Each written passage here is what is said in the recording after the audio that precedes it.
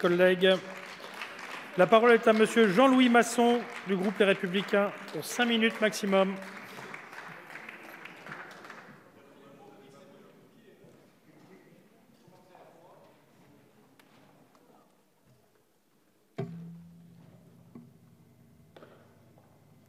Merci, monsieur.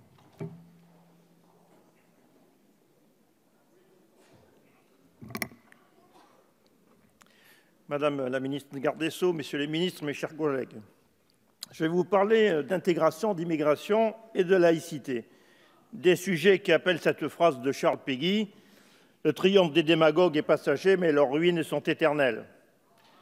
Sur l'intégration, ce n'est ni de passer de l'altérité la plus radicale à l'identité la plus totale, ni de penser qu'on peut durablement faire société en sacralisant les différences. Ce sont là deux démagogies funestes. L'intégration pose la question de l'identité. Nous croyons à une identité française, ni populiste ni progressiste, mais simplement républicaine. Une identité dans laquelle la liberté est une émancipation personnelle et collective, plutôt que l'individualisme forcené. Une identité dans laquelle l'égalité est davantage un souci de justice qu'un égalitarisme paupérisant, une identité dans laquelle la fraternité est une solidarité et non un assistanat sans avenir, une identité de raison et non d'émotion médiatique, une identité dans laquelle Marianne impose le respect sans se voiler la face. L'idée directrice demeure que les étrangers doivent s'adapter à la France et non l'inverse. L'intégration, c'est l'inverse du communautarisme ou du multiculturalisme, c'est l'inverse de l'évanescence de la culture française, c'est l'inverse de l'effondrement de nos territoires, c'est l'inverse de la dépréciation de notre histoire gréco-romaine et judéo-chrétienne. Il faut en effet préférer Gergovie, Bouvines, Marignan, Verdun, les débarquements de Normandie ou les débarquements de Provence, à Alésia, Trafalgar, Mercel-Kébir ou Dien Bien Phu. Pour une intégration réussie, il faut apprendre à aimer le génie français, plutôt que de vouloir arrimer la France à je ne sais quelle forme de cosmopolitisme dissolvant. Cela signifie respect strict de la République, de ses symboles, de son histoire, de la maîtrise de sa langue. L'enjeu central est donc celui de l'inclusion des étrangers dans une citoyenneté ferme dans ses principes, mais rassembleuse et porteuse d'espoir.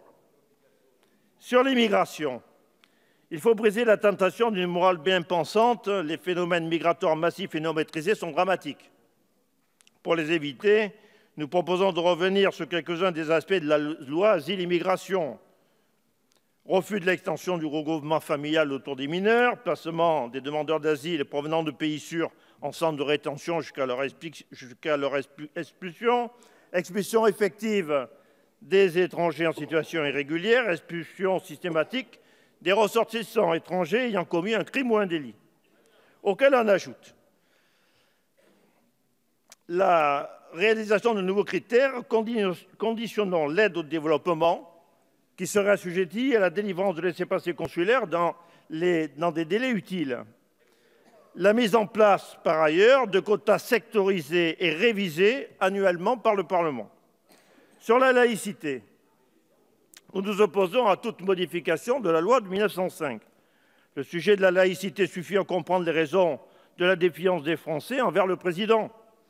Nous n'y avons vu qu'hésitation, esquive et hypocrisie. Pourtant, le candidat Macron avait été clair, pas de changement sur la loi de 1905. Aujourd'hui, la confusion prospère. Nous devons rester sourds aux arguments de boutiquiers que constituent les ajustements. Regardez comme de simples ajustements tels que le quinquennat a pu déstabiliser l'équilibre institutionnel de notre Constitution. L'air du temps ne constitue pas davantage un argument recevable. Qui songerait à dépoussiérer la Déclaration des droits de l'homme et du citoyen parce que ce texte a 230 ans. Or, la loi de 1905 puise son inspiration dans le même esprit. Elle fait partie des textes marqués du sceau du génie français, à portée universelle et intemporelle. En réalité, c'est plus qu'une loi, elle constitue un socle de cohésion nationale. La loi de 1905 est un texte équilibré, il règne une volonté de pacification et d'apaisement, objectif atteint jusqu'au premier signe de renoncement. À défaut de volonté politique, au lieu de soumettre la situation à la loi se pliera à la situation, faisant employer l'intérêt général face à une minorité activiste. Bien mauvaise manière faite à la République.